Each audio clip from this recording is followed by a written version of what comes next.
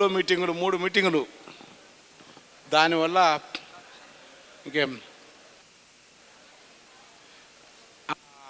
ఆలస్యంగా వచ్చినాం. వద్దులే ఓయ్ పుణ్యానికి వచ్చిన నీదేం పోయింది, అందులో పోస్తే ఎగురుతున్నాయి ఎందుకు చాలా. గాంధీ ప్రపంచంలో ఆయన గురించి చెప్పడం అంటే కొత్తగా మనం చెప్పేది ఏం లేదు. ఒక దార్శనికుడు, దీర్ఘ ఉపన్యాసాలు ఇచ్చిన ఇబ్బంది. పొద్దున్నే జూమ్లో మాట్లాడినా అంతా రికార్డ్ అయింది. దగ్గర పెట్టుకోనా దూరమా? అమెరికాలో హెన్రీ డేవిడ్ థ్యూరో లాంటి వాళ్ళు కూడా సహాయ నిరాకరణ అనే ఉద్యమాన్ని ఆయన న్యూజెర్సీ దగ్గర మా మిత్రుడు నారాయణ స్వామి ఆ పుస్తకం ఇచ్చిన నాకు. అంటే గాంధీ యొక్క గొప్పతనం యుగాలు వచ్చినా మాసిపోదు. బుద్ధ భగవానుడు తండ్రి వారేమి చేస్తున్నారో వారికి తెలియదన్న క్రీస్తు, గాంధీ, వీళ్ళు ముగ్గురు అవతార పురుషులు ప్రపంచంలో. మిగతా వాళ్ళు కావచ్చు కానీ బుద్ధ భగవానుడు, ఈ మాట నేను కాదు, శివానందమూర్తి గారు కూడా బుద్ధ భగవాన్ అంటాడు. బుద్ధ భగవాన్ ప్రపంచంలో భగవాన్ అంటే బుద్ధుని యొక్క ప్రతిమనే, ఇంకా బుద్ధుని యొక్క రూపమే క్రీస్తు. ఎందుకంటే కరుణ ఆయన పాపం. తర్వాత గాంధీ ఇతరుల కోసం, లోకం కోసం, హితం కోసం పని అనేక ఉద్యమాలకు Nelson Mandela, Martin Luther king కాకుండా భారత జాతీయం కాకుండా ఇప్పుడు జరిగిన తెలంగాణ ఉద్యమ సఫలతకు కూడా గాంధేయవాదమే కారణం. పరిమితత్వం, ప్రశాంతం, సహజత్వం గాంధేయ తత్వం. పరిమితత్వం, ప్రశాంతం, సహజత్వం అంటే మనం బతకాలే, ప్రకృతిని మనుగడలో ఉంచాలి. ఇంతవరకు వచ్చిన సిద్ధాంతాలని ప్రకృతితో సంఘర్షణ కాదు, ప్రకృతితో సహజీవనం వల్ల గాంధేయవాదం యొక్క ప్రాసంగికత పెరుగుతుంది. ప్రకృతితో సహజీవనం చేయాలి. గాంధీ అంటే వెదురు ఎండి కర్ర కూడా, ఎండిపోయిన ఎదురు కర్రకు కూడా కరుణ మొగ్గ తొడిగ ఎవరి వలన అది గాంధీ చేతులకు వచ్చి జీవంబు పోసుకొని సహనంబు కరుణచమ దయలను ప్రకటించే ఉట్టి ఎండి కర్రతోని, ఎదురు కర్రకు కరుణ మొగ్గ తొడిగిన జీవశక్తినిచ్చిన గోచిపాత కట్టుకున్న మహా సహన యోధుడు కాదు, నిజమైన యుద్ధ వీరుడు గాంధీ. యుద్ధం అంటే గాంధీ కొట్లాడి భీరువుల్లాగా రక్తపాతలను ఆశించని మహానుభావుడైన. అలాంటి గాంధేయవాదానికి ప్రతినిధులు మొన్నటి వరకు ఇప్పటి వరకు ఒక ఉద్యమం లేరు.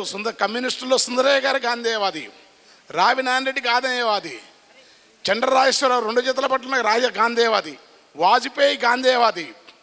అలాంటి గాంధీ లాంటి రాముడి కన్నా, కృష్ణుని కన్నా, భగవంతుని లాంటి మనిషిని, ఈ జాతికి అవతార పురుషుణ్ణి కాల్చిన దురదృష్టమైన సంఘటనను ఈ దేశంలో ఎప్పటికీ అలాంటి పునరావృతం కావడదు.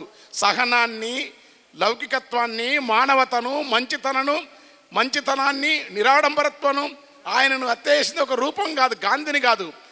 ఈ దేశీయమైన ఉపనిషత్ చింతన, వేదాలలోని ఆనాడు అందరూ సమానం అనుకున్న తత్వము, వీసే గాలి, మోసే నేల, పొంగే గంగ, పొద్దు నింగి 5 రూపమైన ప్రాకృతికమైన నిగూఢతత్వమైన భగవంతున్నే కాల్చినట్టు అనుకోవాలి గాంధీని కాల్చిన వాళ్ళు.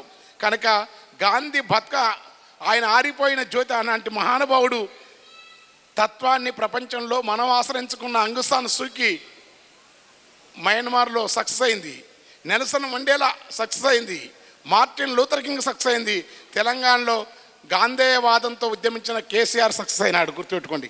అలాంటి వాదనతో పాటు, సత్యసంధతో పాటు ఈ ప్రకృతిని అలా జరుగుతున్నది, వినాశనం జరుగుతూ ఉంది, పర్యావరణ స్పృహ జరుగుతుంది. ఐక్యరాజ్య సమితి దశాబ్దాన్ని ఆవరణ యొక్క సంరక్షణ దశాబ్దంగా ప్రకటించింది. అది ఏనాడో గాంధీ చెప్పినాడు. మన చెరక, మన జీవితం, మన వనరులు, మనదైన పద్ధతి, మన గానుగా ఇవాళ అందరం తెలియకుండానే మన మిల్లెట్స్ కాడి నుంచి మొదలుకొని మన గానుగ నుండి కాడికి వచ్చినాం. మన తోటలో మన పశువుల పాడితో ఎరువు పండించుకునే పద్ధతి వచ్చినది. మన పాలు మనం మెండుకోవాల్సిన గతేరి పడ్డది. శాస్త్ర విజ్ఞానం పేరు ఆవులకు వ్యాక్సిన్ ఇచ్చి క్యాన్సర్ కారకాలు తెచ్చుకునే రోజులు వచ్చినాయి. డాక్టర్ గారు ఇక్కడే ఉండరు. ఇలాంటి దశను మారి నీవు బతకాల ఇతరులు బాగుండాలన్న గాంధేయ తత్వాన్ని ఎప్పటికీ ప్రపంచంలో ఒక జ్యోతితత్వం, అది మహనీయ తత్వం. అనేక టాలుస్టాయ్ లాంటి లెనిన్ ఎంత గౌరవించినాడు అంతకు మించి స్టాలిన్ని గౌరవించిన వాళ్ళు కూడా గాంధీని గౌరవించినాడు. టాలుస్టాయ్ని రచయిత చార్లీ చాప్లిన్ గాంధీని గౌరవించినాడు. అనేక మంది ప్రపంచ స్థాయి అత్యున్నత రచయితలు, ప్రేమ్చంద్ అలాంటి రచయితలందరూ గాంధీ యొక్క వారసత్వం. అంబేద్కర్ కూడా గాంధీని చనిపోయినాడు, కన్నీళ్ళు పెట్టుకున్నాడు. వాదంగా వేరు కనుక గాంధేయవాదానికి ఉన్న ప్రాసంగికత అలాంటిది, గాంధేయ తత్వానికి ఉన్న విధానం అలాంటిది. చంపిన వాళ్ళని కూడా చంపమని పట్టుకోవని అనలే గాంధీ. తూటా తగిలి నెత్తు రోడుతుంటే ప్రశాంతంగా హే రామని అతన్ని క్షమించమని చెప్పిన మహోన్నతమైన త్యాగపురుషుడు, అహింసామూర్తి గాంధీ. అలాంటి గాంధేయవాదాన్ని నిలబెడుతున్న మా రాజేందర్ అన్న, వీళ్ళందరికీ నమస్కారం చెప్తూ, లేటుగా వచ్చినా ఓ 2 ఉపన్యాసాలు దంచితే గాంధేయ తత్వం లేకుండా ఇంకో మార్గం లేదు. ఉంటారు గాంధీతో సమానంగా ప్రపంచంలో దార్శనికులు ఉంటారు. గాంధీ ఉంటాడు, క్రీస్తు ఉంటాడు, బుద్ధుడు ఉంటాడు, కార్ల్ మార్క్స్ ఉంటాడు, అంబేద్కర్ ఉంటాడు. కానీ గాంధీ యొక్క ఉద్యమ పద్ధతిలోనే అంబేద్కర్ కూడా ఉద్యమించని తెలుసుకోవాలా. గాంధేయవాదంతో జరిగిన ఉద్యమాలన్నీ సఫలత నొందినాయి. గాంధేయవాద ఆదర్శ జీవితం అది సామ్రాజ్యవాద వ్యతిరేకం, అది స్వయం సమృద్ధికి ఆలంబన, అది మన యొక్క గ్రామీణ ఆర్థిక స్వరాజ్యం, గ్రామ స్వరాజ్యం, ఆడంబరాలకు నిరసన.